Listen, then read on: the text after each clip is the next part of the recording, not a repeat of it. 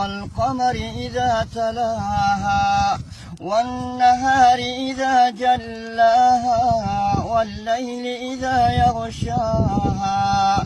والسماء وما بناها والأرض وما طحاها ونفس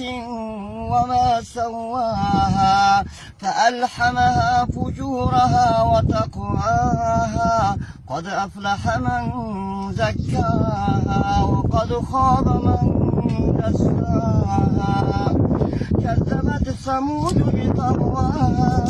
إذ انبعث أشقاها فقال لهم رسول الله ناقة الله وسقياها